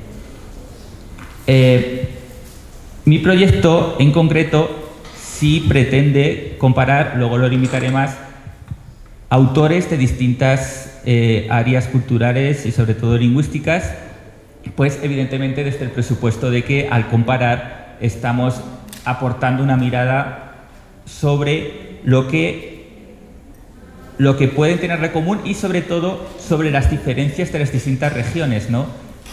Cosa que si nos enfocamos en una sola región no vamos a entender tan bien lo que tiene de diferencia de esa región. Uno en los estudios los estudios coloniales especialmente encuentra mucho cómo hablan de la diferencia local, de la diferencia, no sé, de la Nueva Granada, sin conocer si en la Nueva España, si en la Nueva Inglaterra, si en España existía eso que se considera diferente, que claro, a lo mejor está en todos esos lados y por tanto la diferencia podemos encontrarla en otros aspectos. Y me baso desde luego en el esquema de Claudio Guillén cuando habla de tres formas de estudiar las culturas, la mirada supranacional. Por resumir muy brevemente, la primera sería esta tradicional de la literatura comparada, que ya nos parece echada a recoger, que es esta de las influencias, ¿no? Entonces, influencias de unos en otros, una forma muy concreta de estudiar, no es la mía. Otra que sería mucho más teórica, típica de los estudios de Oriente-Occidente, ¿no? Que al estudiar culturas tan distintas, a ver si encontramos algo común que nos pueda mostrar qué podría ser eso de la narrativa, por ejemplo, qué podría ser si hay una esencia de la poesía, algo así. Bien, esto es un enfoque muy teorizante, que tampoco es el mío. El mío es, y ahí cito textualmente, el reconocimiento de la existencia de procesos socioeconómicos comunes, muy obvio, los procesos de colonización de las potencias europeas en América, como base que permite enlazar y cotejar sucesos pertenecientes a pueblos dispares. De hecho, cuando se repartieron en América los europeos, creo que lo hicieron para favorecer este proyecto, porque es como un experimento que hicieron bien chévere, ¿no? O sea, no para, desde luego, para los indígenas, pero bien chévere para un comparatista, porque dice, bueno, ¿qué pasó ante procesos de colonización similares, relativamente similares, porque cada uno también lo entendió de una manera distinta? ¿Qué pasó en esas 4 zonas lingüísticas en las que estoy estudiando, siendo diferentes pero con un proceso común que es ese de la imposición europea, no el de la colonización? Bueno, más concretamente, porque ya vamos concretando cada vez más lo que sería el proyecto, es esta pregunta todavía amplia de cómo se desarrolla la imaginación literaria en 4 regiones que tienen diferentes procesos de colonización. Y aquí es obvio, por ejemplo, la diferencia entre la Nueva Inglaterra o lo que hoy es Estados Unidos con la forma de entender la colonización en lo que es Estados Unidos, que la forma de entender de lo que es la colonización en lo que hoy es Hispanoamérica y Brasil, que fue muy diferente, ¿no? No puedo profundizar, pero ya todos conocéis pues que ellos, digamos, que se orillaron en la costa este, se basaban más bien en el exterminio, y los hispanos y los brasileños y los portugueses, para bien o para mal, se basaron más en, no sé cómo decirlo porque Javier habló muy bien, en el no sé cómo podemos decir, en la mezcla, en fin, en la hibridación, en la ocupación de todo el territorio, podríamos decir, no sé. Tampoco me quiero meter en polémicas que luego si no me regaña López Obrador. Bien. O el rey, ¿no? Porque yo tampoco es que sea muy del rey, ¿no? Yo soy de familia campesina, también nos explotaban. Bien, entonces, el enfoque, claro, ahora ya sí voy a un enfoque más concreto, ¿no? Que es el de la cultura popular y la risa. ¿Por qué este enfoque? Primero porque es el que más conozco, ¿no? Cuando uno se enfrenta a algo tan megalómano, pues al menos que conozca el enfoque, ¿no? Pero también hay otra razón, y es que a través de la risa se desvelan mejor los conflictos de la época. Es una forma que tiende a revelarnos más, de forma más horizontal, los conflictos de la época. Al igual que la cultura popular, que suele ser más anclada a un territorio, o en oposición a la alta cultura y la cultura seria, que tiende, en esta época desde luego, tendía a ser muy idealizada. Todavía hoy, si uno ve los corpus que hace el Instituto del Habla Culta de Bogotá, Buenos Aires, Madrid, el habla culta de estas regiones, digamos que los hablantes se parecen infinitamente mucho, cuando el habla popular, especialmente los estratos bajos, los jóvenes, las diferencias lingüísticas son muy amplias. Lo mismo pasa con la cultura. Si uno va, me acuerdo de Beatriz Sarro, que hablaba de los centros comerciales, que eran como naves espaciales que aterrizaban en Buenos Aires o podían aterrizar en Bogotá, da igual, el centro comercial es exactamente el mismo en cualquier región, entendiendo centro comercial como una metáfora de la alta cultura, ¿no? Bien, entonces la cultura popular y la risa puede ser más interesante para entender las diferencias entre estas regiones lingüísticas. Bien, hay que concretar más. Entonces los autores que elegí son estos 5. Como veis, los 4 primeros, ahora os explico un poquito más, pero los 4 primeros son exactamente el centro del canon. Después de leer, no sé, 500 poetas coloniales, uno lee a Juana de Asbaje, Sor Juana Inés de la Cruz, y uno dice, por Dios, menos mal.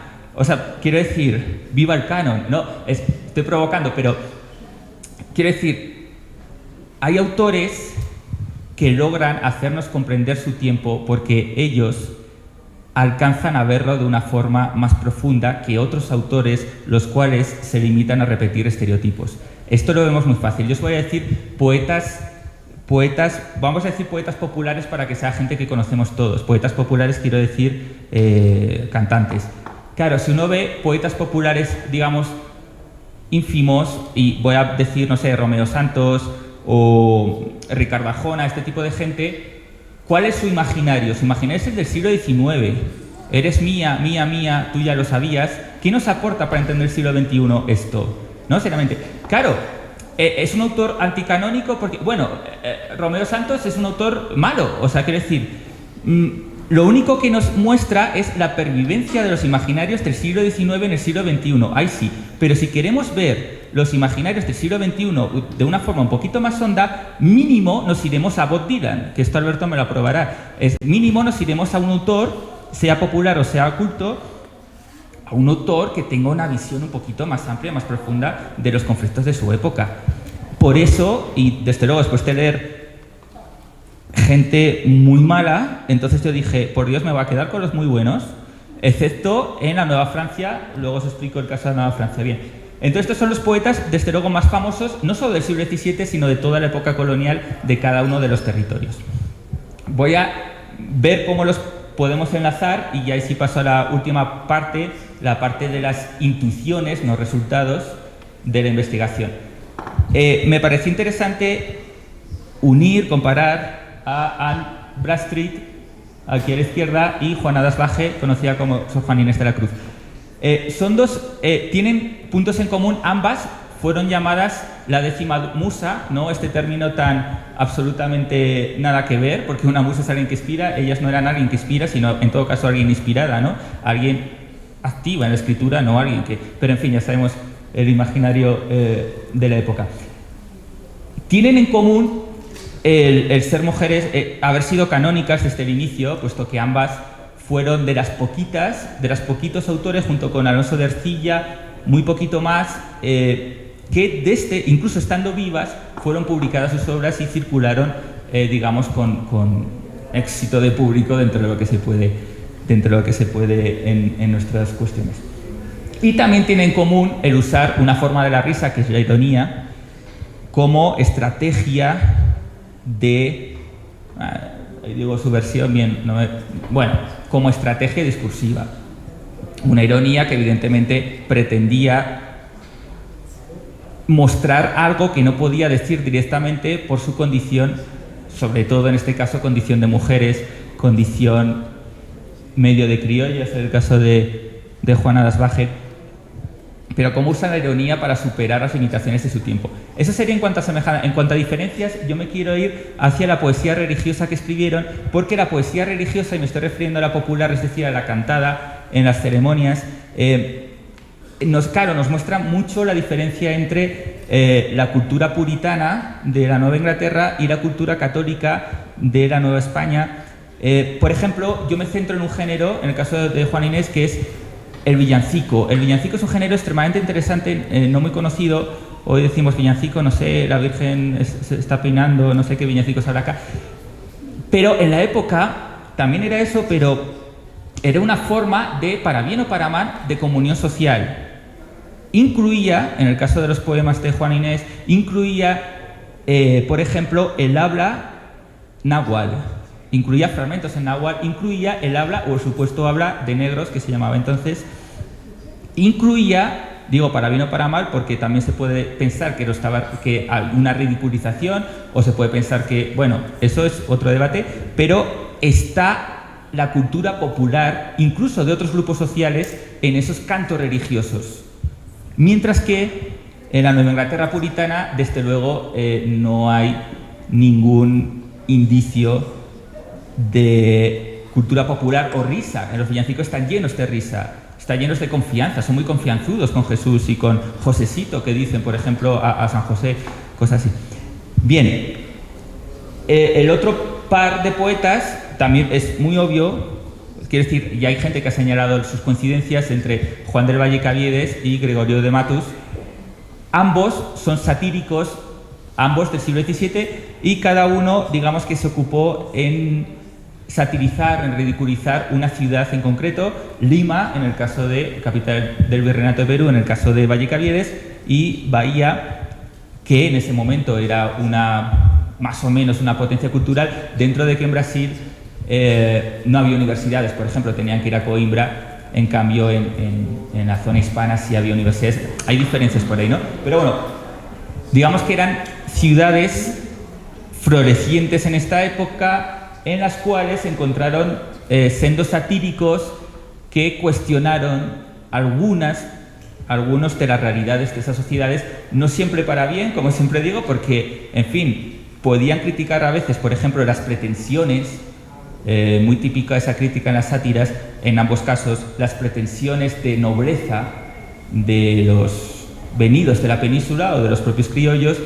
y sin embargo también ambos eran absolutamente, por ejemplo, tienen poemas muy denigratorios contra los negros, contra los indígenas, es decir, no siempre la risa es subversiva, también a veces la risa sirve para atacar más fuertemente a las clases dominadas, ¿no? Por ejemplo, un chiste machista, ¿no? Sería un chiste, hoy en día sería un ejemplo de risa no subversiva, sino al revés, que afianza el imaginario actual. Entonces, se puede estudiar desde dos perspectivas. Una, desde luego, los conflictos que muestra sus sátiras en verso, y otra, sus estrategias discursivas que pasan mucho por lo popular. Ellos son poetas de tendencia popular, aunque escribieron en manuscritos, pero principalmente parece ser que los iban cantando o recitando en público. En el caso de Matus lo llamaban boca del infierno, ¿no? Porque de ahí salía toda mierda, ¿no? O sea, hay una cosa, era como, salía, igual el caso de Caviedes, aquí a la izquierda, eran gente casi que copleros populares, ¿no? Que iban, no publicaron en vida, a diferencia de las dos poetas anteriores. Fue posteriormente cuando se fueron recuperando sus versos, algunos de segunda mano. Bueno, siempre hay problemas de edición con ellos dos. Finalmente, y en relación a Caviedes y Matus, bueno, el caso de Nueva Francia es distinto porque básicamente todavía no habían conseguido establecer ningún tipo de ciudad letrada en el territorio. Ni siquiera tenían un territorio muy claro, porque empezaron los franceses en lo que hoy es el Brasil.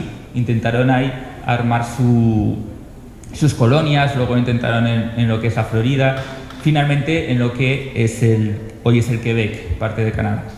Entonces, ya en esta zona, que hoy es el Quebec, tenemos este autor que este sí es desconocido realmente, es que no hay ninguno conocido en la Nueva Francia, ¿no? Si hubiera habido algún canónico yo lo cogía, pero no hay ninguno. Entonces me pareció que este es el más interesante por una razón. Primero, porque es un satírico, y por ahí un satírico que en sus versos muestra en su punto de vista la decadencia de la Nueva Francia de una forma similar a como lo hacían Matús y Caviedes con Lima y con Bahía. Pero además tiene otros digamos, alicientes bastante interesantes para la literatura comparatista, y es que, a diferencia de los anteriores, él narra mucho las incursiones en territorio de los iroqueses, una comunidad indígena del norte de América. Claro, todo el poema, de hecho, un poema se llama Versos burlescos, no es un título muy... pero un poema que va recorriendo el territorio, va mostrando el enfrentamiento con las comunidades indígenas. Es un texto que va en la frontera, literal, y que a mí me recuerda, por ejemplo, hace poco leí de Lucio Mansilla, en el siglo XIX argentino, de una excursión a los indios ranqueles. Increíble las semejanzas en muchas... ¿Cómo se puede, no, jugar con esto? Desde el punto de vista de literatura comparada. Incluso, no sé, el territorio es relativamente cercano al de Álvar Núñez Cabeza de Vaca con los naufragios. En fin, hay bastantes posibilidades de este poeta del cual no tenemos un retrato, de hecho esta imagen es del siglo XVI, pero que puede ser especialmente interesante. Y dicho esto, les agradezco por su atención y doy paso a mis siguientes compañeros. Bueno, entonces en mi caso, yo ya he hablado varias veces acá y el libro de la primera parte de mi investigación ya se ha publicado, está ahí para que lo conozcan, para que lo roten por favor.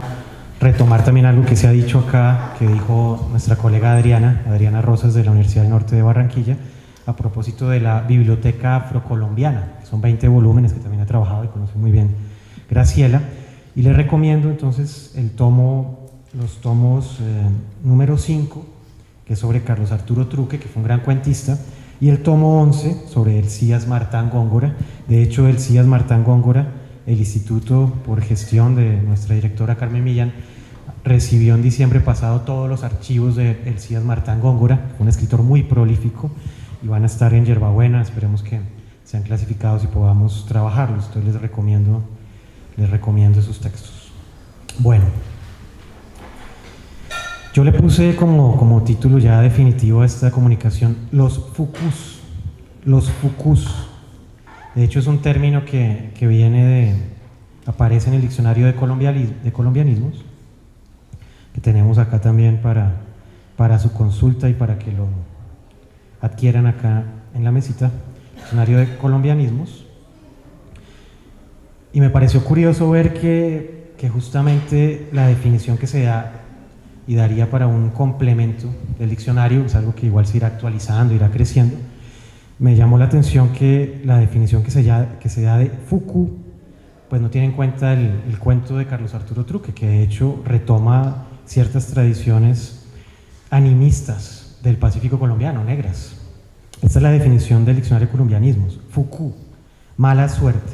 El fuku les caía también a ciertos locales comerciales, de los cuales se decía que todo negocio allí que se montaba fracasaba. Eso lo van a encontrar en el diccionario de colombianismos. Y es curioso justamente la suerte de la revista Espiral y de muchos de sus autores, una especie de fucús. Yo diría que sufrieron el fucú de Rafael Gutiérrez Girardot y de Marta Traba, cada uno a su manera, ¿no? En artes plásticas y en literatura. En este caso, pues me centro más en literatura, la parte de artes plásticas la he mostrado en otros momentos. Es importante tener en cuenta que Rafael Gutiérrez Girardot empezó a escribir y a publicar sobre todo en la revista Mito, y fue uno de los artífices de la idea de, un poco ya muy ampliada, de que la modernidad empezó con la revista Mito, en 1954, por la publicación principalmente de algunos autores como García Márquez y de autores extranjeros que se traducían en la revista Mito. Lo curioso es que, por ejemplo, en la Biblioteca Afrocolombiana, cuando se hace esta edición de los cuentos de Carlos Arturo Truque, se dice que la primera edición de los cuentos de Carlos Arturo Truque fueron de la revista Mito. Y revisando los archivos, que es un trabajo que yo estoy haciendo con la revista Espiral, me di cuenta que no, que la primera edición no fue en la revista Mito, sino que fue en la revista Espiral, producto justamente de un concurso de cuento que ganó Carlos Arturo Troque en 1953. Entonces, la primera publicación fue en el número 51 de la revista Espiral de 1954, que es donde va a iniciar mi segunda antología y mi segundo estudio de esta revista.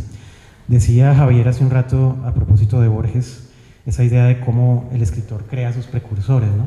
A mí me gusta darle un poco la vuelta. Yo creo que el crítico oculta a sus precursores muchas veces. El mismo Borges ocultaba a sus precursores o los desteñía, como pasaba con Macedonio Fernández, que elogiaba mucho su oralidad, pero al mismo tiempo ocultaba sus papeles pegados y sus papeles perdidos.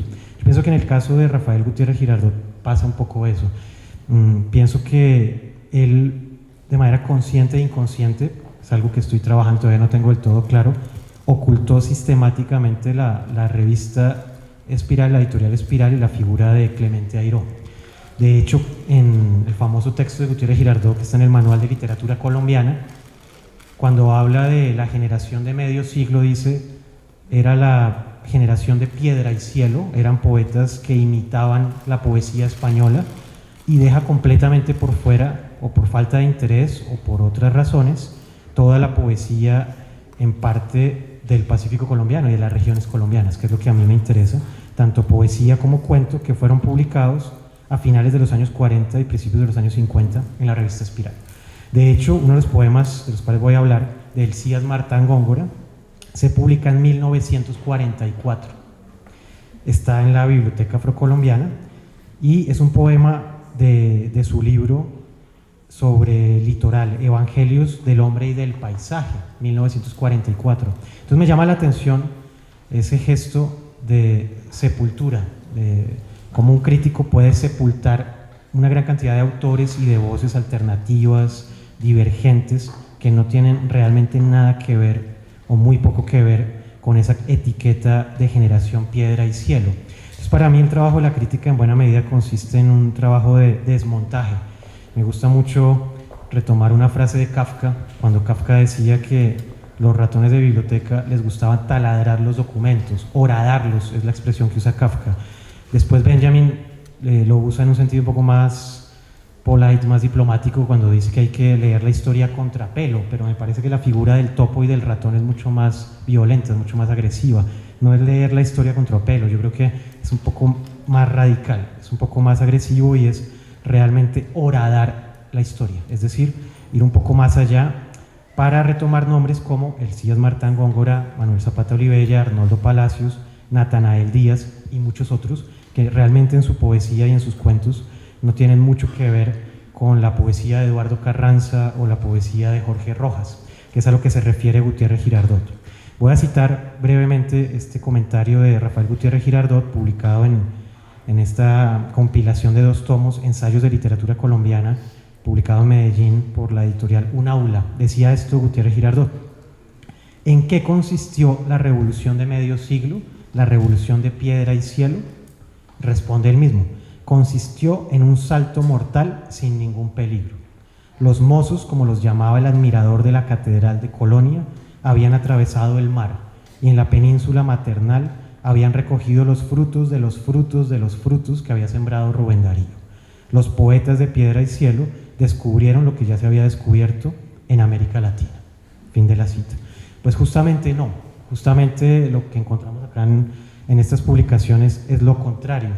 Creo que uno de los primeros que lo vio es el poeta Alfredo Banín en su prólogo al libro que compila buena parte de los poemas de Elías Martán Góngora de la Biblioteca Afrocolombiana. El texto se llama La voz del Gaviero y dice lo siguiente de Alfredo Banín: este mar negro no se enmarca exclusivamente en el Pacífico colombiano, trasciende al Caribe, donde la voz fundadora del momposino Candelario Beso, el cual ha trabajado tanto Graciela, heredero de versos anónimos de María de Jorge Isaacs, retoma cantos de Bogas y los universaliza en su poderoso genio poético. Y donde Jorge Artel crea sus tambores en la noche, que lo recreamos anoche con mucho sabor, hasta llegar a la sostenida poética de una novela moderna como La Ceiba de la Memoria del cartagenero Roberto Burgos Cantor. Entonces se dan cuenta, cada escritor puede inventar sus precursores, pero un crítico también puede sepultar sus precursores y puede también sepultar a los escritores, que es lo que pasaba con Gutiérrez Girardot. Pienso que la gestión y la mirada de Gutiérrez Girardot, igual que la de Marta Traba, consistía en un esfuerzo de, más bien como él lo decía, inventar lo que en buena medida ya se había inventado regionalmente. Para mí ha sido fundamental en este estudio, yo había partido de Foucault y de Agamben, autores más de filosofía francesa, pero para mí ha sido fundamental el encuentro, gracias a Luz Marina, de los trabajos de Carlos Pacheco, del libro La comarca oral revisitada, porque yo lo que he estado haciendo es más bien partir desde esa oralidad que estudia Carlos Pacheco, partiendo de Rulfo y de otros autores latinoamericanos, pero centrándome en la voz de poetas y cuentistas principalmente del Pacífico y del Valle, y tiene que ver también con razones muy personales. Yo digo siempre eso en mis clases, como decía anoche Álvaro en su recital, el pasado es impredecible, y la verdad que lo que uno estudia lo define, y muchas veces lo que uno estudia lo lleva, como en el caso de Edipo, a encontrarse con oráculos que le muestran muchos enigmas, ¿no?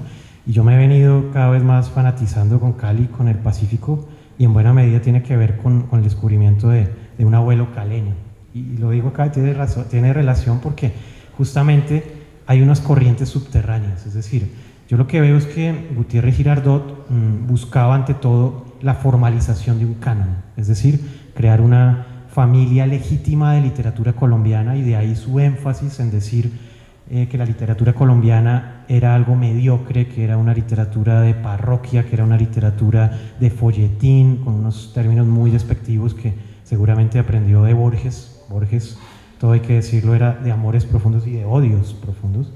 Por ejemplo, la literatura brasileña no le interesaba para nada, por eso me traje hoy la camiseta de Guimaraes Rosa, que hace parte de la segunda parte de Espiral. Entonces, lo que quiero compartir brevemente, realmente no es una ponencia, sino es una apertura a esta segunda parte de la investigación, es un par de fragmentos de estos cuentos. El cuento se llama Fuku, se lo recomiendo, de Carlos Arturo Truque, 1953, y un par de fragmentos del poema Evangelio del Paisaje de Elías Martán Góngora, publicado en julio de 1944. Entonces, a mí lo que me interesa realmente es ver cómo desde esta mirada oral negra del Pacífico, lo que vemos es una emergencia de un canon moderno, no en los términos borgianos, no en los términos de la revista Sur, ni mucho menos, sino más bien en los términos de la otra vereda, que sería más bien de los aguafuertes y de la lumpen literatura de Roberto Barth. Para mí es difícil decirlo porque mi educación sentimental siempre estaba en Borges, pero ya no. Entonces ahora me interesa mucho más la otra vereda, que es la vereda brasileña, y por eso he estado también mucho en Brasil, y en Brasil he ido aprendiendo un poco más, acercarme más a la oralidad, al ritmo, al cuerpo, que es lo que realmente a mí me interesa. Entonces quisiera compartir estos fragmentos, primero del poema de Elías Martán Góngora, que apareció como un poema ensayo en la revista Espiral, titulado Música y Paisaje de la Costa Caucana. Entonces decía así: en el principio fue el paisaje verde y azul, como la tierra niña y como el mar infante. Para entonces los hombres litorales que hoy pueblan estas regiones no habían soñado ni siquiera en descubrir estas comarcas promisorias. Eran los mismos ríos e idénticas las vegas, los árboles los mismos e idénticos los cielos, enjaulados de estrellas marineras y de crepúsculos distantes. La brisa vagaba perdida en el silencio y el viento se hizo música y habitó entre nosotros. Después vinieron gentes de África y de España, y la música se hizo labio y habitó en nuestra alma mulata,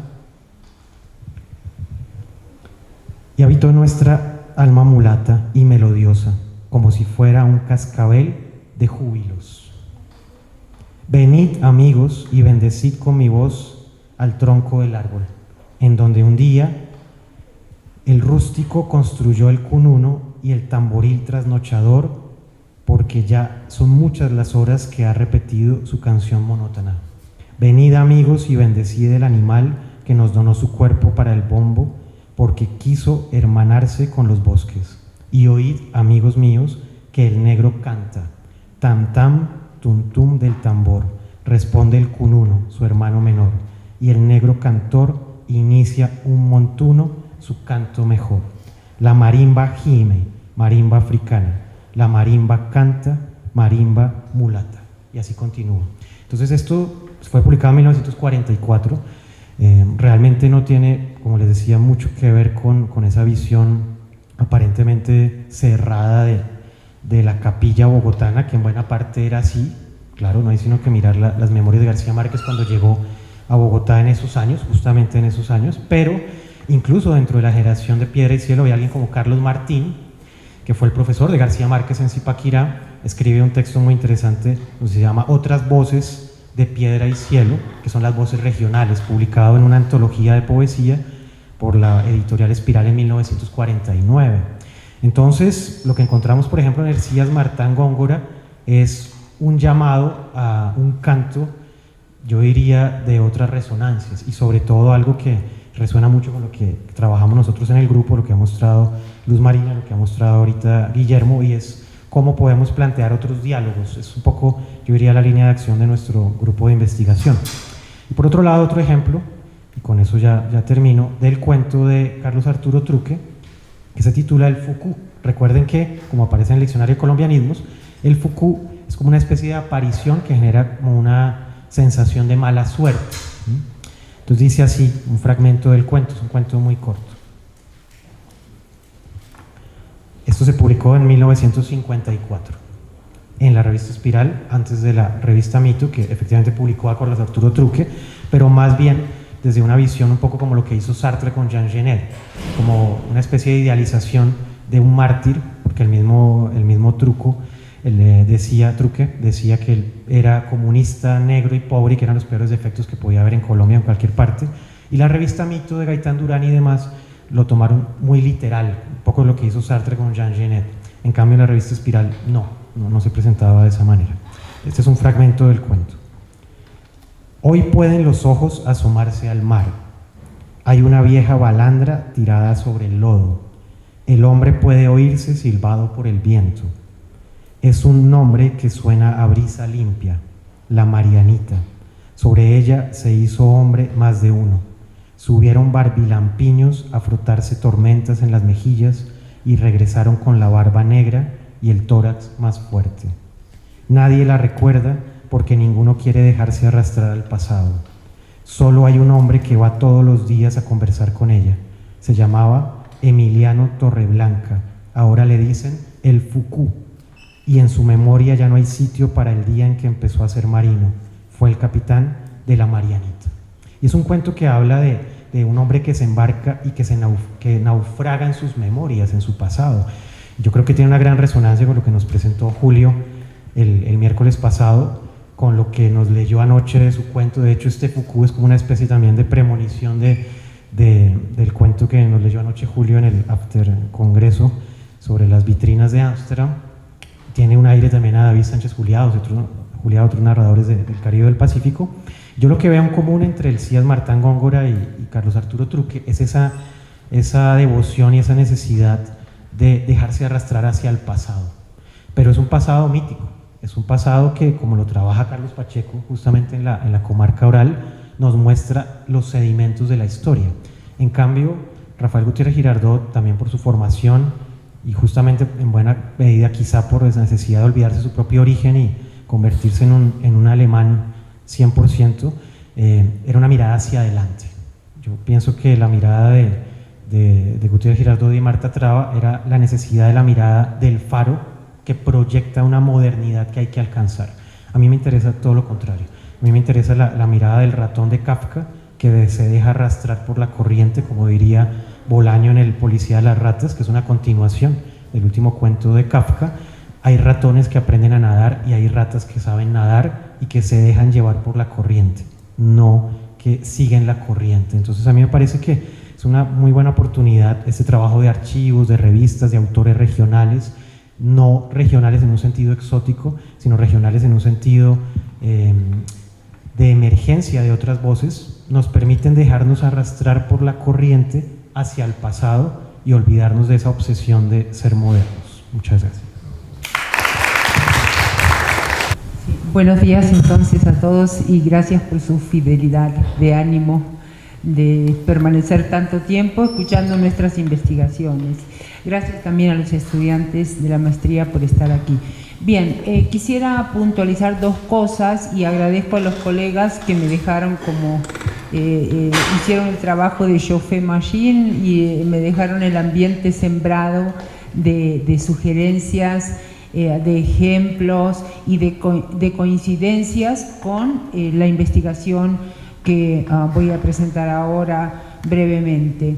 Entonces, las dos cosas que quiero puntualizar son: la primera, que cuando abrimos la Cátedra de Herencia Africana en el 2016 en el Instituto Caricuervo,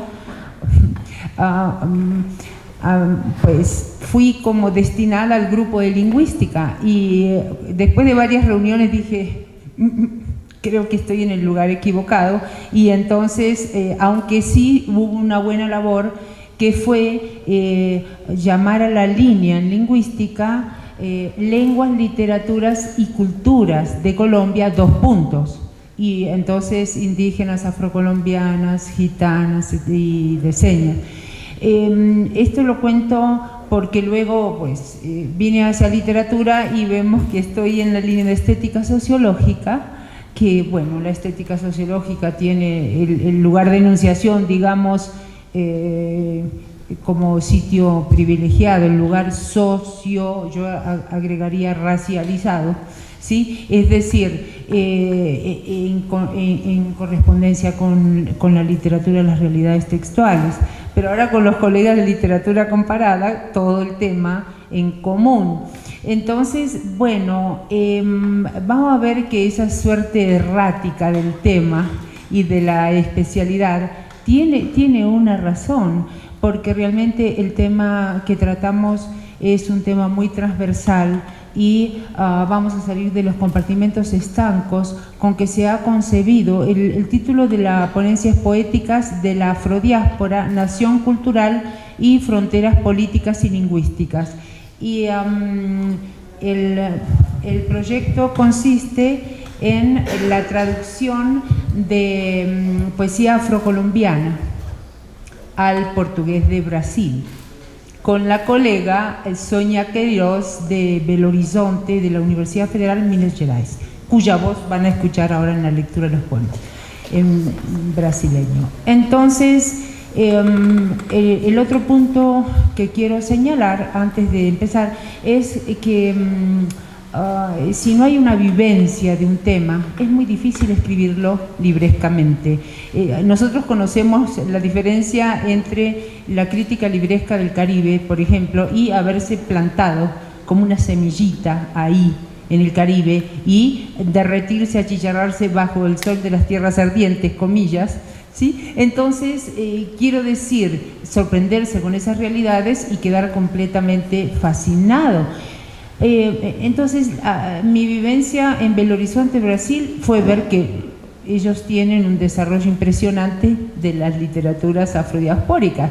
¿Cuál fue la sorpresa de ellos? Ver que en Colombia, aunque el DANE dice que acá hay el 10.67 de población negra, el DANE del 2006, ahora se está haciendo otro censo, comparado con Brasil, que es como el 50%, un poquito más.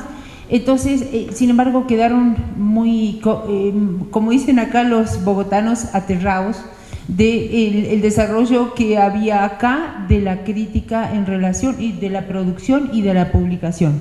Y hablando de las publicaciones, conocieron este texto que sacamos, ¿te acuerdas, Cándida, que en el 2010 fue el año o Candelario Beso Jorge Artel, el primer como Año Negro de Colombia, 2010, yo era asesora del Ministerio de Cultura y bueno, entonces luego de esos 2 años salió la Biblioteca Afrocolombiana, pero yo publiqué con la Universidad Javeriana y la Universidad del Rosario este texto, que es una edición anotada, tiene 250 notas a pie de página y los prólogos, estudios introductorios, entre ellos el de Lawrence Prescott, in memoriam, de quien va a salir la reedición ahora en la Feria del Libro del 2019.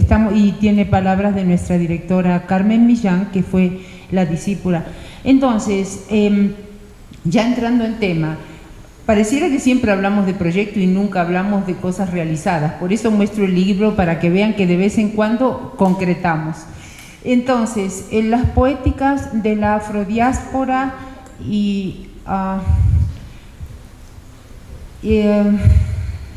contrapone, digamos, el punto crucial que a nosotros nos motivó para hacer esta investigación. Y es que, como sabemos, como diría Paul Gilroy, tenemos unas shared experiences, unas experiencias compartidas que son la colonización, la trata.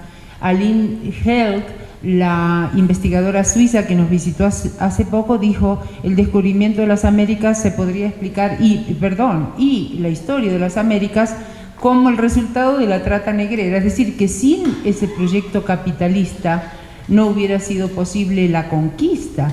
De tal importancia es la conquista, la trata, la colonización, las independencias, las aboliciones, etc.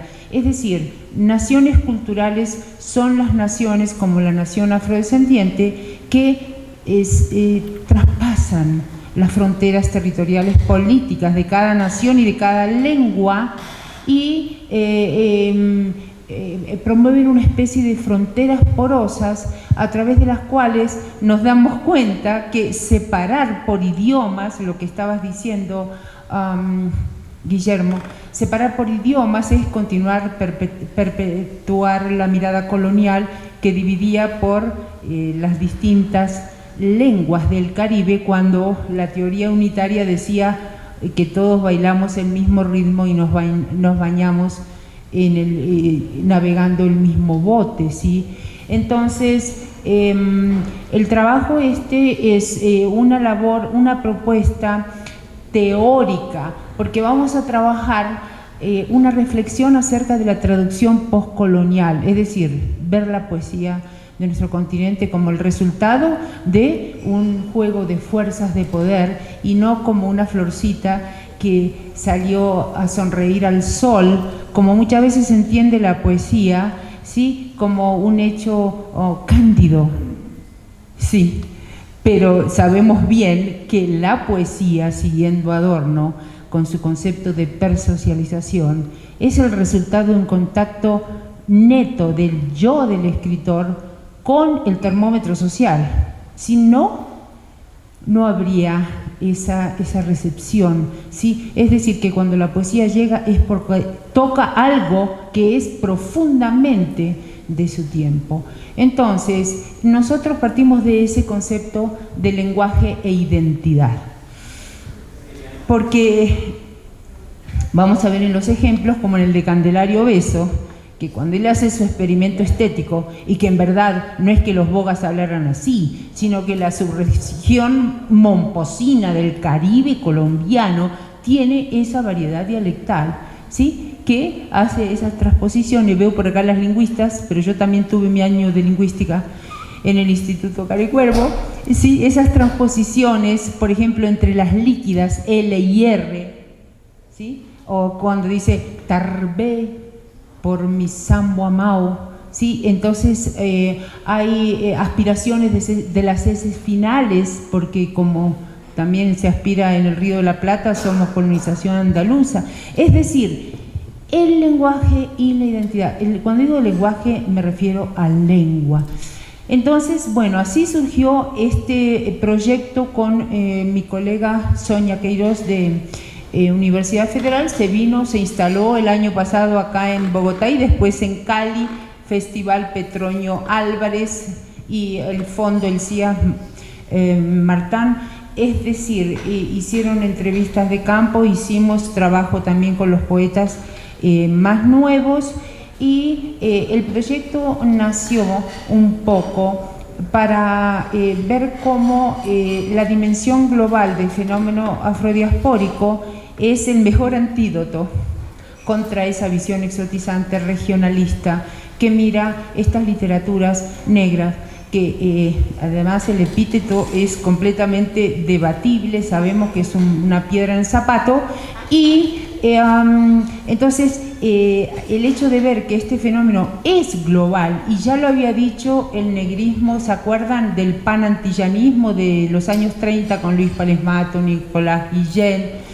Entonces, ver cómo en esta labor de traducción se recogen elementos que son comunes a ambas culturas y a ambas lenguas, como son el portugués de Brasil y el español de Colombia. Entonces, bueno, partimos como de una base que es que todas estas literaturas tienen un hipotexto, que diría pues la sociocrítica, un texto cultural que es compartido, es como un colchoncito lingüístico, ¿cierto?, que traduce ciertos gestos culturales que están en la base del yo poético, por llamarlo de alguna manera, individual, o sea, del idiolecto estético de cada poeta. Y bueno, también estamos conscientes de que el género poesía, o sea, que realmente a la poesía se la ha naturalizado como una especie de expresión de tema solemne, la expresión de una subjetividad, vaya a saber de dónde, de qué víscera sale. Entonces, tomar realmente la poesía como poiesis verbal, es decir, como evaluación del mundo, creación de un código y expresión de un momento y de una época. Eso va a estar en la base entonces del método de traducción que vamos a adoptar. El estado del arte arrojó que solamente están traducidos García Márquez, es el más recurrente, José Asunción Silva, Estacio Rivera y Luis Vidales, Jorge Isaacs y ya. Es decir, poesía afrocolombiana no hay, y lo interesante de todo esto es no solamente pues escoger, porque sabemos que las antologías son injustas, siempre se queda alguien afuera, o sea, siempre, pero entonces, bueno, el criterio es los fundadores, como por supuesto Candelario Beso, doble adelantado, porque él enfrentó el canon literario blanco decimonónico de Bogotá, y aparte de eso, adelantado, porque antes que el negrismo hizo sus experimentos estéticos supinamente ignorados por el centro del país. Saben que yo fui a la biblioteca, está la obra en la Biblioteca Nacional, acá en la 24, y entonces dije, no está, Cantos Populares de mi Tierra no está, además que vamos a traducir ese libro específicamente, porque hay otros que son de mímesis del centro. Entonces no está, y me dijeron, profesora, mire bien, yo que tenía mi bozo, los guantes, todo preparado para la fuente, tiene el tamaño de una Gillette, Cantos Populares, en papel ilustración, sí, en papel Biblia, perdón.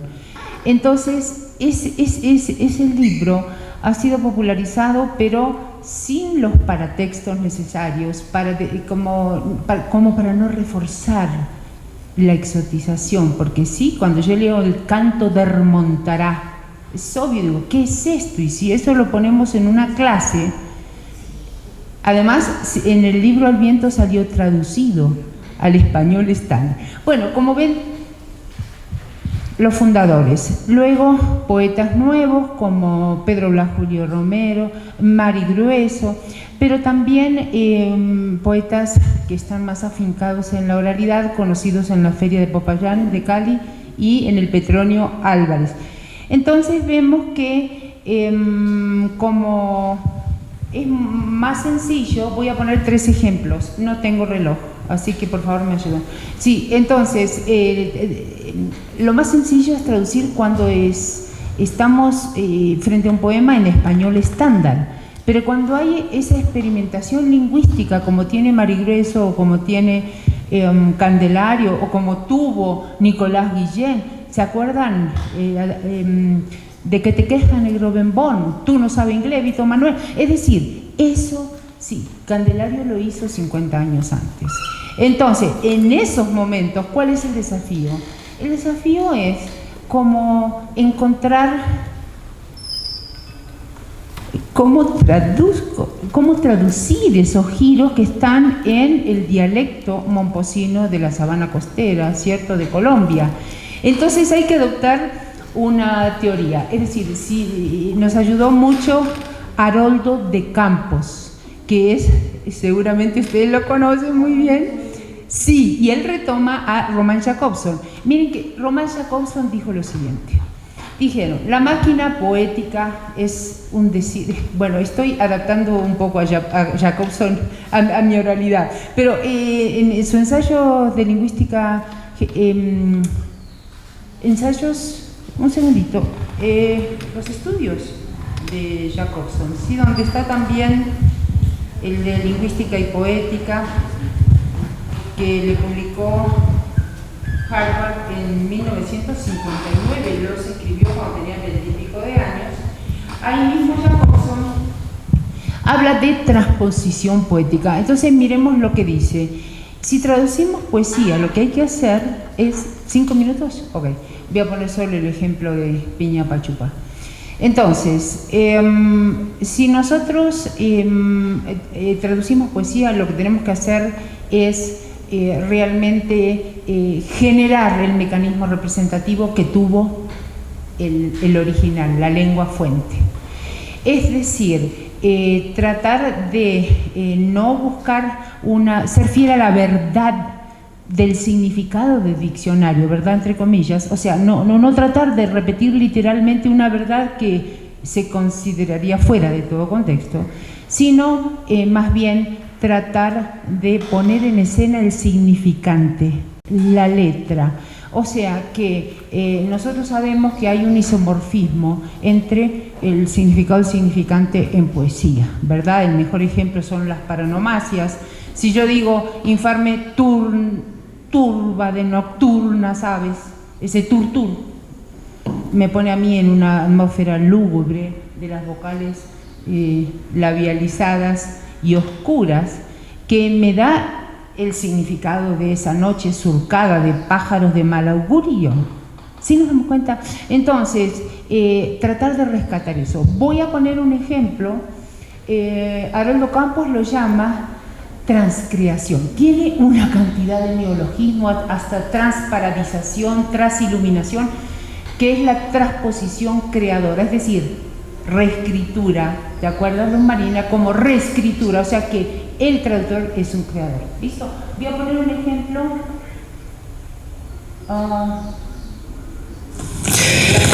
Canção do Boga Ausente. Essa noite tá tão triste, noite triste pra danar. Nenhuma estrela no céu, remar, remar. A nega do coração, enquanto eu ralo no mar, suando por causa dela, que faz, que faz?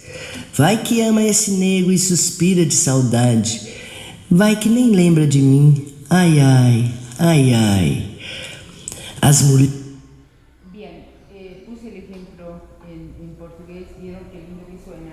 Y me gustaría, ese es Candelario Beso, como les decía, muy complejo, representar como el habla, digamos, popular campesina del Brasil, que es lo que trata de hacer Sonia, en consonancia con el habla de la sabana costera de Mompox, el habla popular, la oralidad.